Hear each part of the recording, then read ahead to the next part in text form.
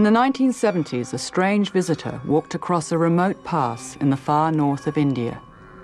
Young Englishwoman Diane Peri ventured into the snow-laden peaks of the Himalayan mountains. What was it she was looking for?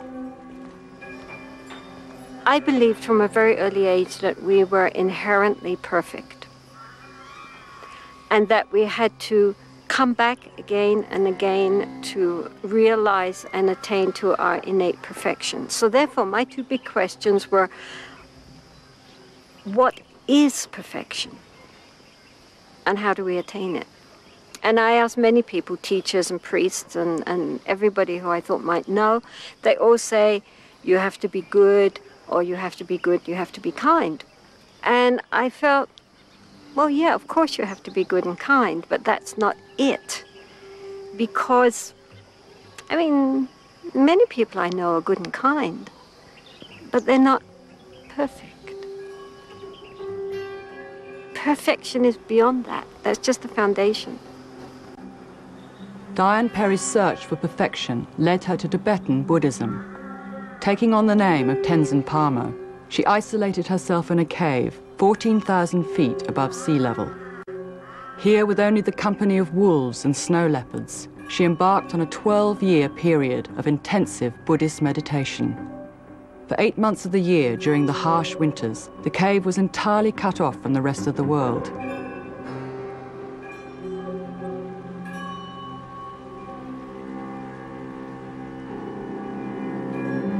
The whole point of being in these long retreats is that it gives time to really merge with the practice. And also it has to do with this whole idea of identity of the roles which we normally play. I mean, if one is relating with others, then one is relating within a role, even if it's male or female or, you know, one's profession, mother, daughter, husband, wife, doctors, lawyers, laborers, whatever. We all have certain roles which we're playing for others and to a certain extent to ourselves. And when one is in solitude, especially when one is looking inside, then it gives a chance for all these various identifications to be peeled away. Because why bother to play roles to oneself? And it gives a chance, the space, for more deep layers of the consciousness to start arising and be identified. Tenzin Palmo is now one of the most learned and influential Tibetan Buddhist nuns in the world. It has been a long and difficult journey for the girl from Bethnal Green. I was born in 1943 during the Second World War in Hertfordshire, but brought up in Bethnal Green in East London. Then my father was a fishmonger, and I have an older brother who was 6 years older than myself. My father died when I was 2 years old, and so then my mother took over the fish shop and struggled to bring up my brother and myself. I think I was really quite a typical sort of English girl. I always felt it was a pity. I mean, in a way, being a kind of Church of England Anglo-Saxon in the middle of London in those days was the same as being sort of nothing. And I envied my Jewish friends who had a strong sense of identity and cultural identity, which I think, you know, the average person, at least brought up in London, didn't have. I didn't feel a very deep connection with Jesus. I didn't believe Jesus could save us. Save us from what? Only we can save ourselves. God is inside. It's not something out sitting in the sky pulling the strings. And you have to rediscover your own inner, you know, spark of the divine.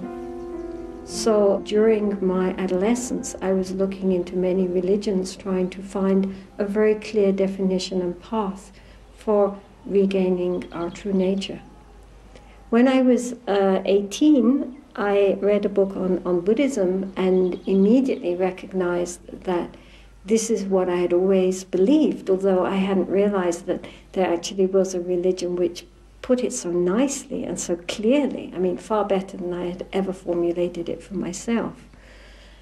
And then gradually I became interested in Tibetan Buddhism, and so when I was 20, I left for India in order to find a teacher.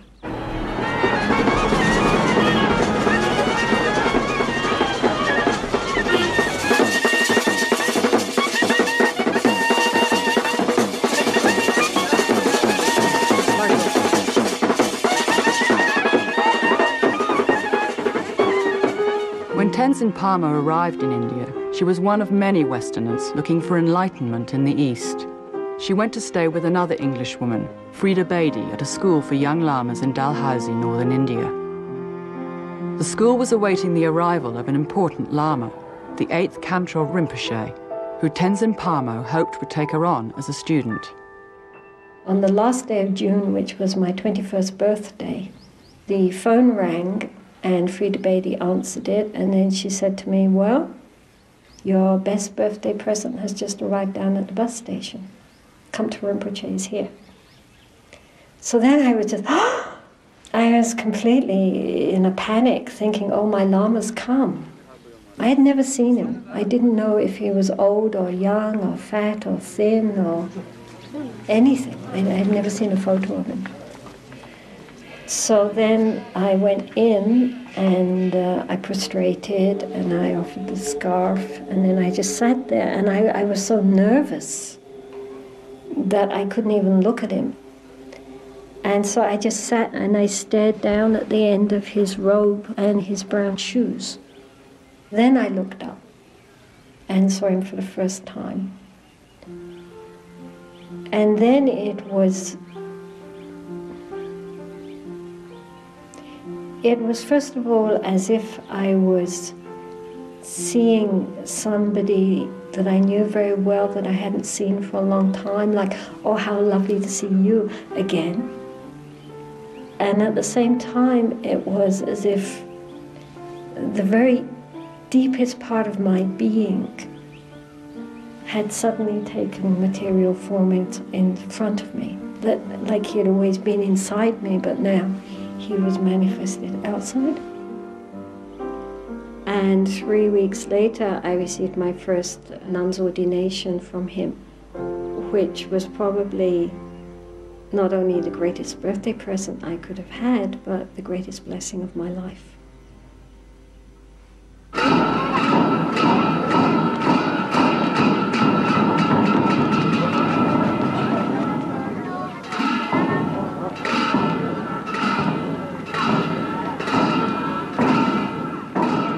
Rinpoche said to me that in previous lives I was able to keep you very close to me, but this time you have taken female form, so it's more difficult.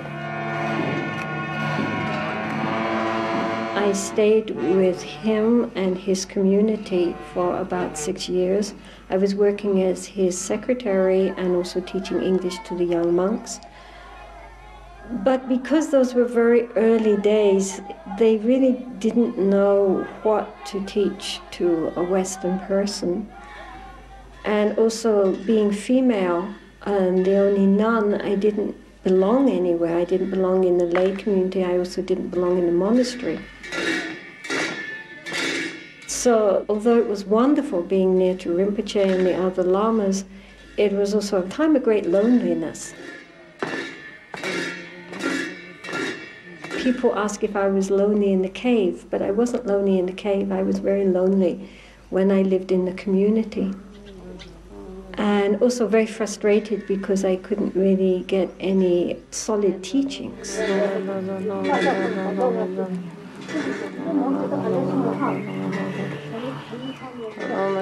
It was impossible to fight the prejudice within a monastery. There was no way. Not only because of being Western, but because of being female. I mean, I saw it when male Westerners came, how they were treated and how much teachings they were given, even if they weren't even Buddhists. what to speak of monks, if they were just scholars or just anybody that turned up. I mean, the lamas automatically, without even questioning it, gave them all sorts of teaching and so much time and so much attention just because they were males.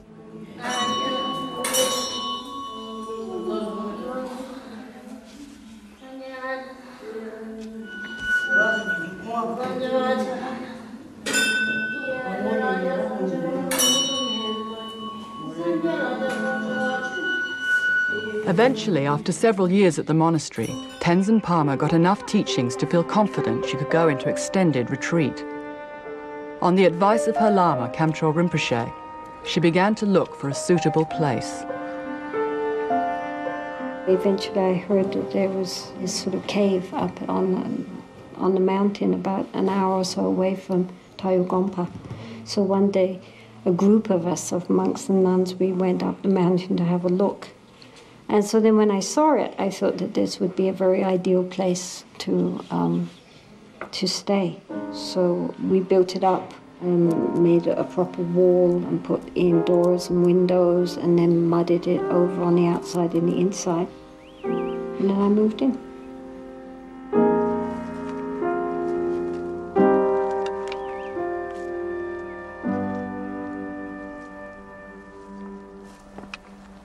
This is the Peri Cave where Tenzin Palmo lived for 12 years alone in the retreat. Yeah, here she put a small box, that is meditation box, that is Tibetans called the Gomti. In the Gomti, you can just sit as in a meditation posture, but you cannot lie down. That she did for 12 years, like Buddha did for 6 years, but she lived for 12 years here in this high mountain cave.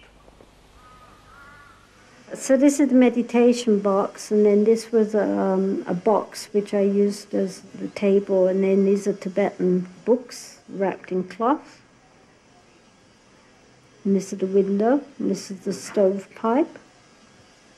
And when one was in retreat, then normally the day was divided into 4 sessions, so one got up around 3 and did the first session until 6, and then had breakfast, and then started again around 8 until 11, and then had lunch, and then had a break. I mean, there was always things to do, especially in the winter, a lot of clearing snow and chopping wood and other tasks, and then to start again at 3 for another 3 hours, and then have a tea break, and then again in the evening. There she used to grow some vegetables during summer. And this small area, she grew here turnip, cabbages. That small fence was there to keep the wild animals away. And this is the way where she used to go for fetching water.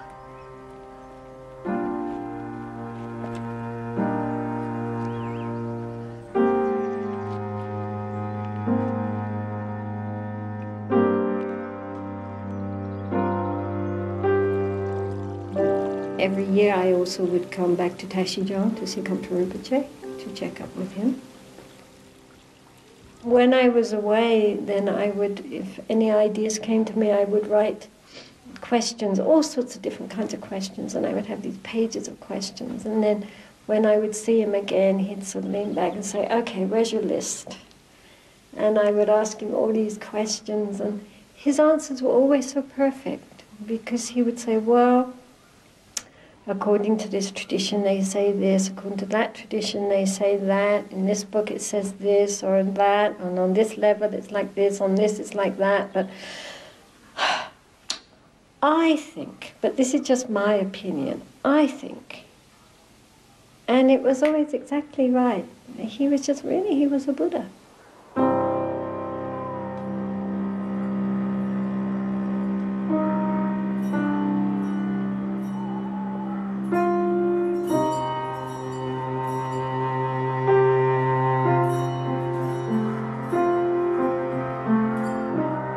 Tenzin Palmo's annual visits to her teacher guided her rigorous practice.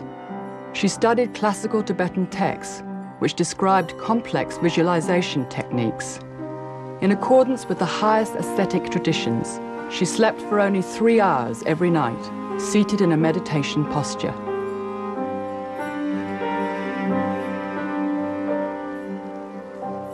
Temperatures dropped to below -30 degrees.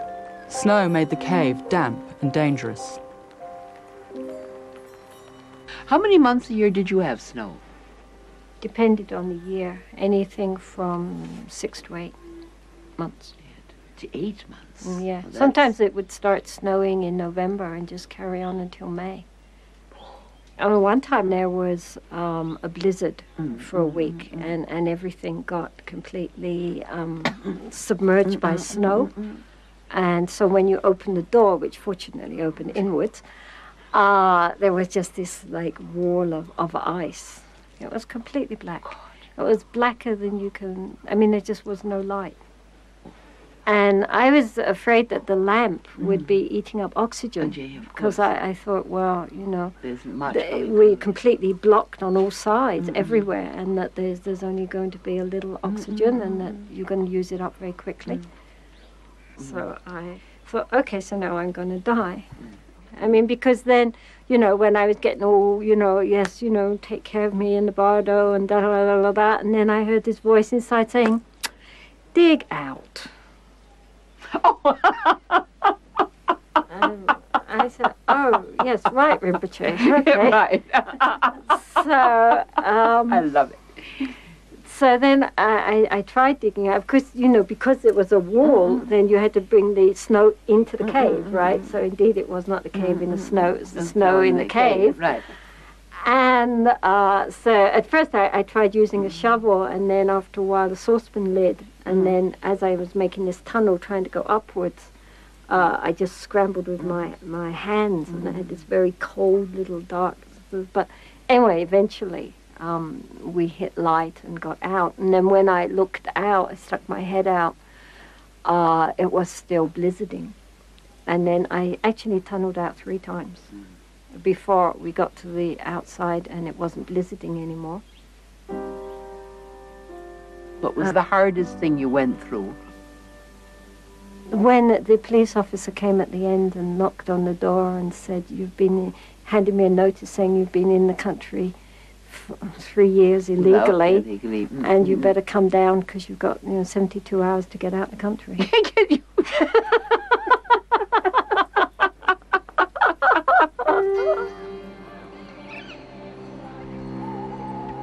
Even hermits are subject to bureaucratic red tape, and Tenzin Palmo was forced to leave her beloved mountains. She decided to travel to Italy. It was some years before she returned to India.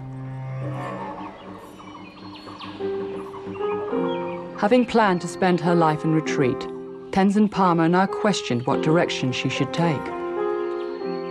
Her own early frustrations as a female practitioner were to influence her choice. When I lived in Lahul, I saw so clearly how, even though many of the younger nuns were so intelligent and bright and devoted, they still had no opportunity for education, no opportunity for study, no opportunity for deeper practices. And this is so throughout all the border regions.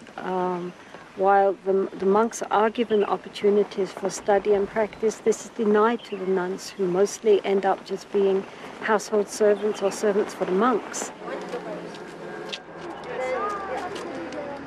There are so many nuns wandering around who have no nunnery, and especially nuns coming from Tibet, because in Tibet the nuns are in the forefront of the freedom movement, and so they're especially disliked by the communists. And so many of them have tried to come into India.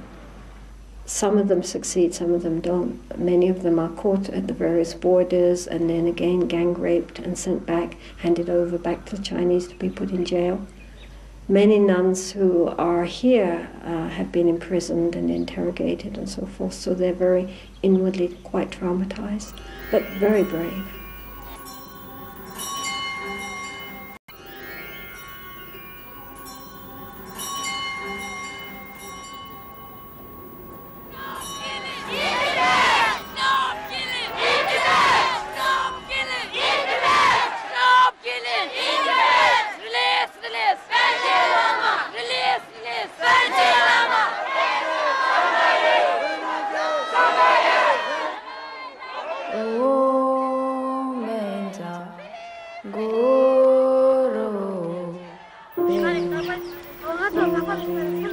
Nuns who have managed to escape Tibet join the ranks of many other nuns in the border regions who have struggled to access teachings.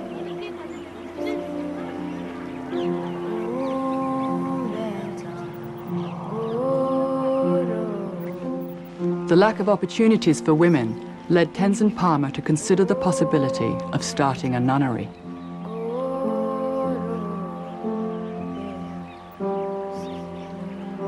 We went to see an astrologer, and so then I said to him, look, I have these two options. Either I can go into retreat or I can start a nunnery. So which should I do? And he looked in the chart, and then he said, well, if you go into retreat, very harmonious, very peaceful, very nice. If you start a nunnery, many problems, many conflicts, many difficulties. But both are good, so you decide. So then I thought, well, obviously, back into retreat. Yeah. And then I met with a Catholic priest, and I mentioned this to him. And so he said, oh, well, of course, you start in a nunnery. He said, what's the use of always being in a peaceful, pleasant situation? We are like rough pieces of wood. And if we're always stroking ourselves with silk and velvet, that's very nice, but it doesn't make us smooth. To become smooth, what we need is sandpaper. So the nunnery is my sandpaper.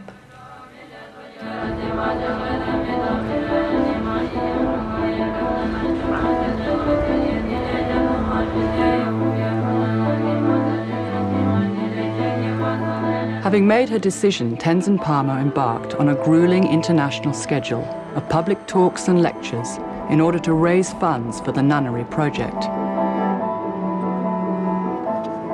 A group of sympathetic volunteers stepped in to help with the logistics. All proceeds goes to DGL nunneries. It's for the development of the nuns. We think having big houses and fancy cars and lots of money is security, but that's totally insecure, especially in our present economy. We think having family and relationships and children is security, but that's not security because people leave, people die. If all our ideas of happiness and security are on the outside, then we are like walking on ice. Tenzin Palmo's talks and the story of her remarkable journey to become a Buddhist nun caught the imagination of people all over the world. She became a Buddhist icon and an international celebrity.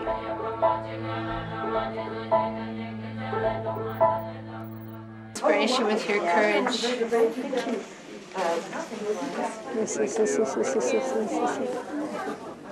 I come seeking wisdom generally and for specific things, and it comes through. I get always a gem or two to take home. I saw her 2 years ago in Sydney, and there's always a gem or two to take home and really transform my life with.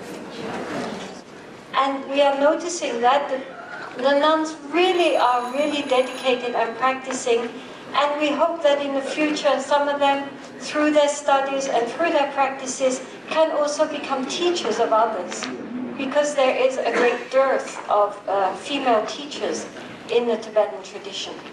So thank you very much. Taiwan is a very unique situation. There is about 3 times the amount of nuns than monks. So you would definitely find that there will be more nuns in service in this conference than monks would be. So right over here, we will stress equality between the monks and nuns in regards of activity and work status. 你看我们在这边工作的都是民众啊。 So you can notice that most of helpers are all nuns, or all women. But most of the delegates are men. 他是说大部分的参加语者是男众。这样子。对。This is basically a boys' club with the young girls doing all the work. I mean, the young Chinese girls who are working their guts out for everybody, but the big guys are all guys. I wasn't even scheduled to speak. And it's only because they had extra time left over and they probably thought, oh, let's stick her in. But, I mean, you know, by rights, my input would have been absolutely nil. In Buddhist tradition, we are told that it's impossible for a female or a woman to attain Buddhahood. Yeah, we have to transform into a male body to become a Buddha. Yeah, it's strongly emphasized. The Buddha himself was very open-minded, but gradually the Sangha, the community, became more misogynic. So the traditional meditation was to look for a monk or a nun, to go and meditate on the body from the top of the head to the soles of the feet, as if you're taking the skin off and you're looking inside at what were traditionally called the 32 parts of the body. You know, the brains, the lungs, the heart, the spleen, the intestines, just seeing it as it is, so as to create this sense of disenchantment towards the body.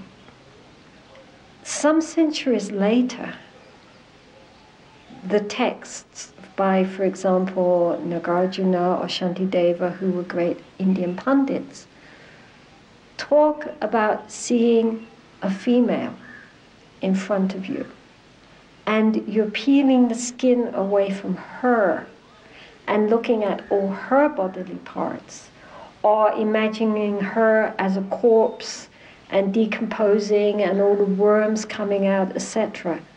Her body is filthy and foul and disgusting. She is an object of contempt. It's no longer the monk. The monk's fine and pure. It's her. And so this attitude, which is in some of the main texts which all Tibetans study, is very there.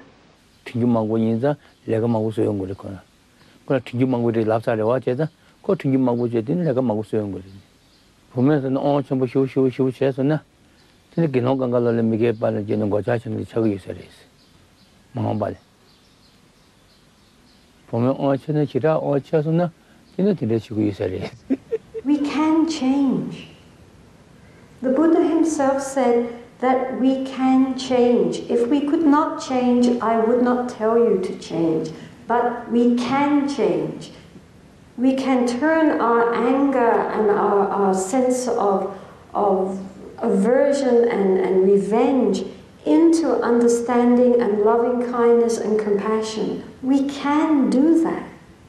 Just now you cuddle me, I feel so warm. Just now I cannot cry, but now it's so touching that your love to me. I don't know nobody love me in this world, but you do. Thank you very much.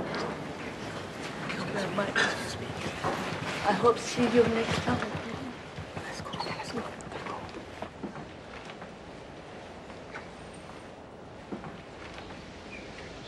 I don't like giving talks. Otherwise it would be fine. There's always this little voice inside me saying, what do you think you're doing? And I think, yeah, what? There are times when I really feel trapped by the process, so to speak. You know, ending up starting this nunnery and going on world tours and things like that. And there are times when I feel a bit like a rabbit in a cage.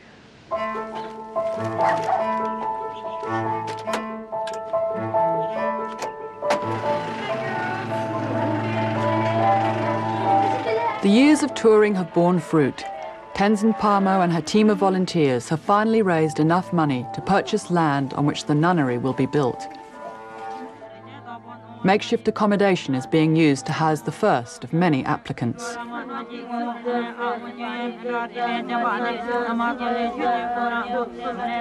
24 young girls have already arrived and been ordained. Plans are being made for a nunnery which will eventually house 160. An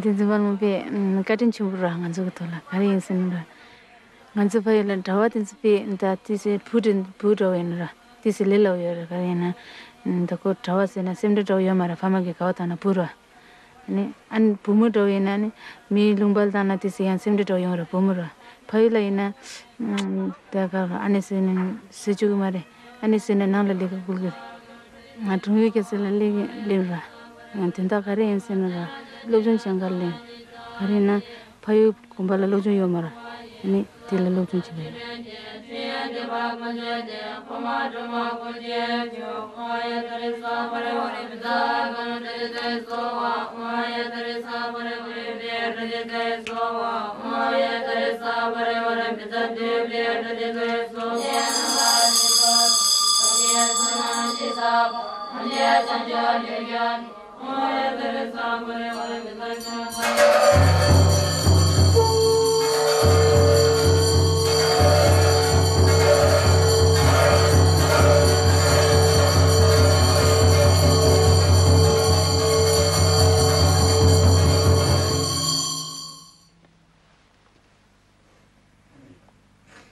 She is, by temperament, a hermit.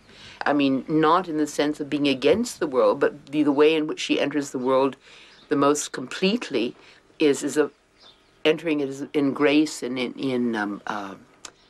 as a spiritual support, which is tremendous spiritual support to all of her friends and the people who know her. Now, in her expending her time and her energy on an exterior project, one worries about her. It's as though she's spending on a small, specific, everything that's great in her. And I see it as a tremendous sacrifice of her. Every moment that she doesn't spend in private meditation is a gift and a sacrifice.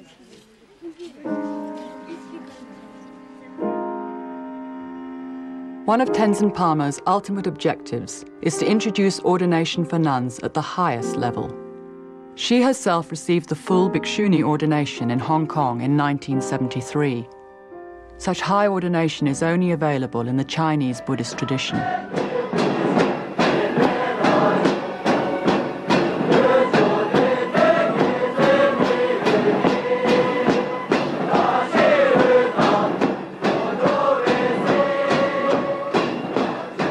Echoing the experience of women from many faiths, there is continued opposition within Buddhist institutions to the high ordination of women. Tenzin Palmo's determination to change the status quo in the Tibetan system has led her to His Holiness the 14th Dalai Lama, the spiritual leader of the Tibetan government in exile. Chala. Allah. How are you? I'm very well. How are you? Fine. Really? I'm fully recovered now. Oh. No problem. May you live to be at least 108, if not 120. Now, I feel it is very, very important to have one international Sangha sort of conference and discuss and according to the present circumstances. Of course, the Buddha himself is allowed, or you should give the ordination, the highest ordination for nun. Now, therefore, now we must make effort to reintroduce into those Buddhist community up to now no longer sort of Bhikshuni traditions. This is my task which is not yet accomplished. Your Holiness, with all due respect, since I was ordained as a Bhikshuni in 73, we are now nearly in 2003. What progress have we made? We're still talking about it. You know, Your Holiness, getting anyone to agree to anything. You know, there's always going to be objections, and it will never happen. We just have to do it. I'm not Bansadara. I'm not Buddha.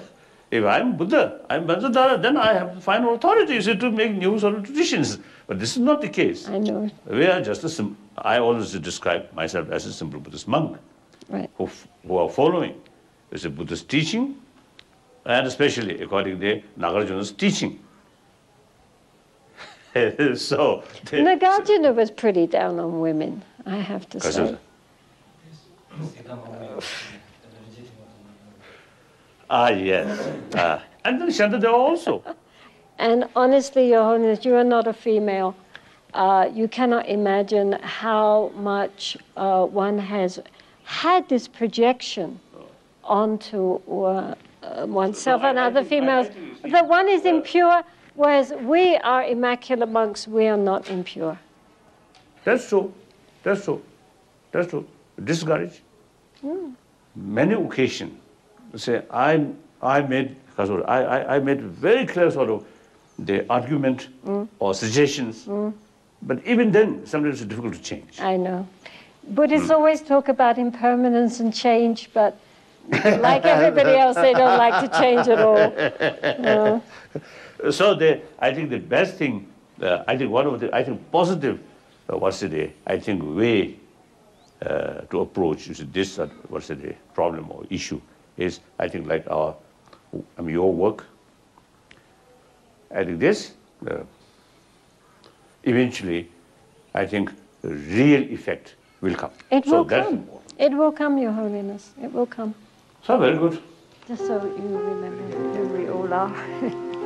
And we hope once our nunnery is built, we're building it now, that you will please come and grace us. Certainly. It would be the most wonderful thing for us to happen. So here we go. Henri. Loni. 계속 내려. 광주 갈래. 싸우자들. 랑. 가. 중부. 랑. 중부. 랑 그네. 광주. 쉬어. 어디 쉬어. 쉬어.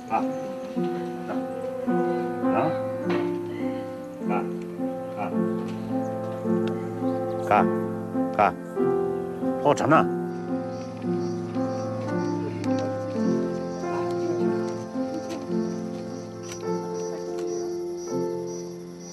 This will go on the front page of our newsletter. Big smile. Thank you.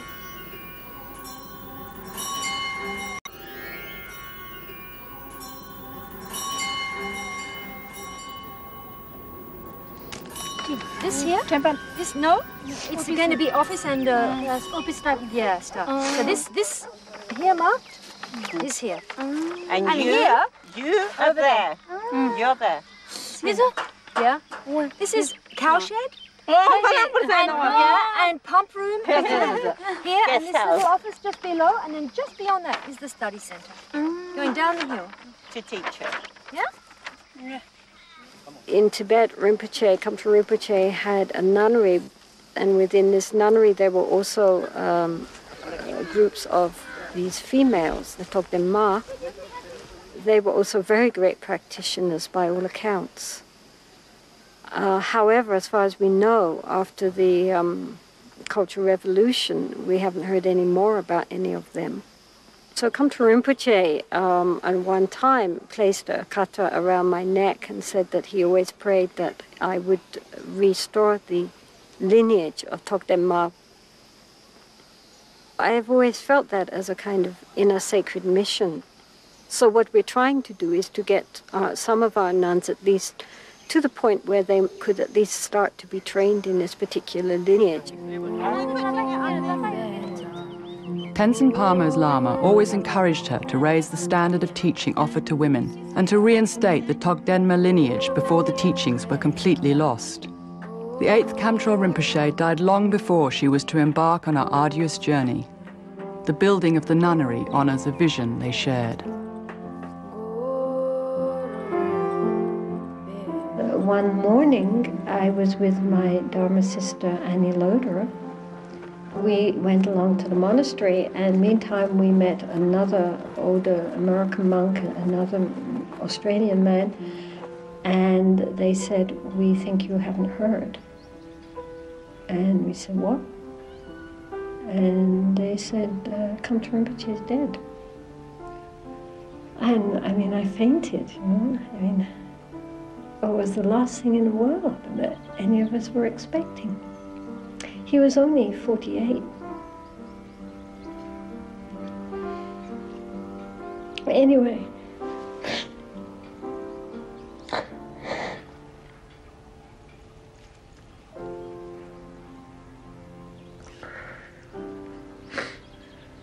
yeah, what can I say? I mean, I felt that I was in a big desert, and suddenly my guide had left, and I didn't know where to go. But then Annie Loader and I, after a while, we just sat and meditated together, and then I realized really the Lama's always in the heart. And the Lama isn't just the outer form. But I must say I do miss Rinpoche.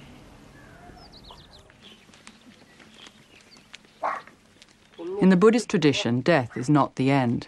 High Lamas are reborn and recognized as incarnations. Tenzin Palmo's teacher is believed to have been reincarnated as the 9th Kamtrul Rinpoche.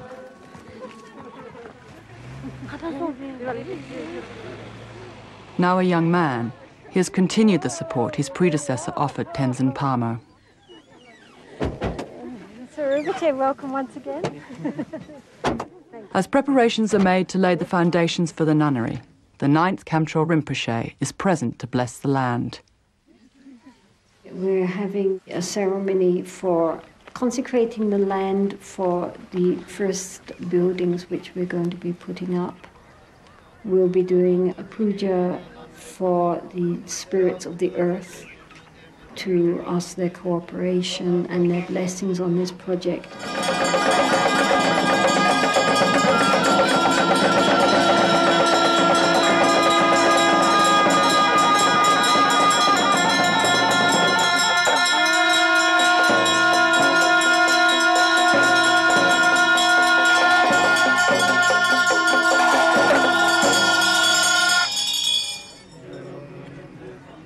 It's a very sad reflection that religion and the spiritual path, which should be something which opens us all up to our true human potential for wisdom and compassion, has often been the very vehicle which acts more to prejudice and to suppression.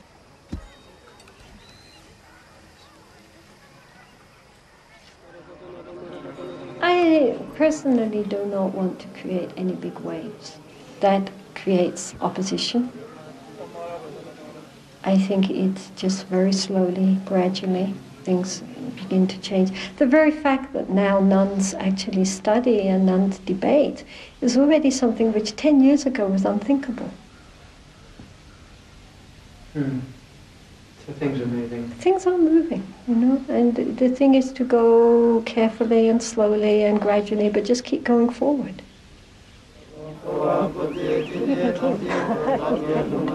Thank you, Rinpoche. Please always bless this nunnery.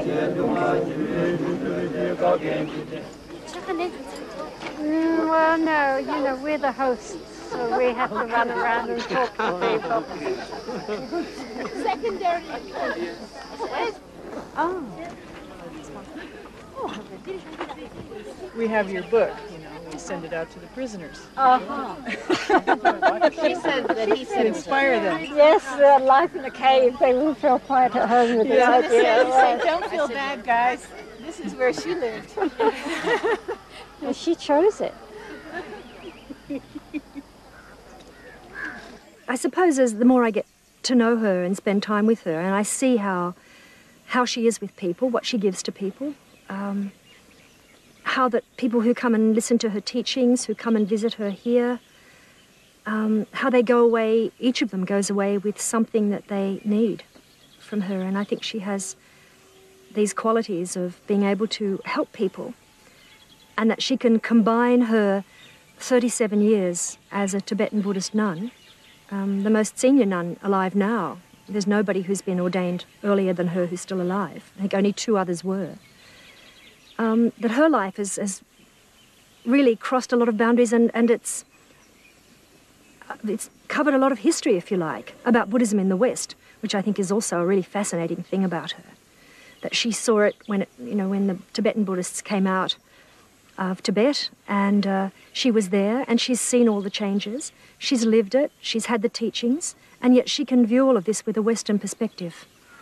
And she inspires many people, women and men, and women in particular, I think, who see that she's done it, and therefore, nobody else need be frightened of going for it as well.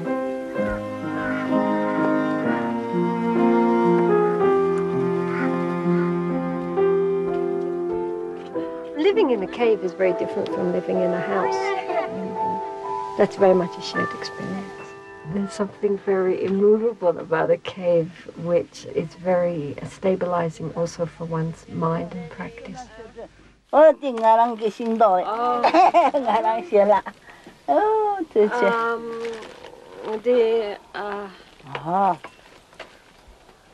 does this compare to your cave? As with my cave, the rock roof is black from smoke and has mud walls, like my cave did. This one here is a little bit smaller because she has a separate kitchen, whereas in mine, the kitchen and the actual room were together. But in many ways, it's very similar. How do you feel when you're sitting here again in a meditation box in a cave? I think the best place in the world to be is sitting in a meditation box in a cave. I couldn't think of a nicer place to be.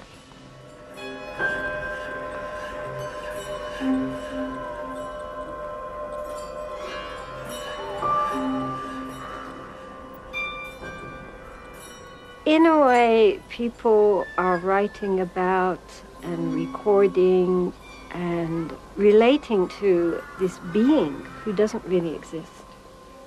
Nobody believes me. But honestly, I just went to live in a cave because I wanted some peace and quiet and space. I just like being alone. For me, to be alone is blissful. People always think, oh, what did you get from being in a cave and all this? But I mean, I think all that is totally irrelevant. It's not like that. It's not like you're studying for a PhD and at the end you get your diploma, and all the Buddhas and Bodhisattvas of the 10 directions sort of stand there applauding and saying, well done, oh Bodhisattva named so-and-so. It's not that. I mean, every life, if it's used with any kind of consciousness, is a journey of discovery. And being in a cave was likewise a journey of discovery. It's not that you're arriving anywhere, but you're journeying. The journey itself is the important thing. The spiritual life is an ongoing process. You breathe in and you breathe out. Well, I breathed in by being in retreat, then I breathed out by trying to help to raise the standard for women, the potential for these girls that they can study and practice. And after that, then I need to breathe in again.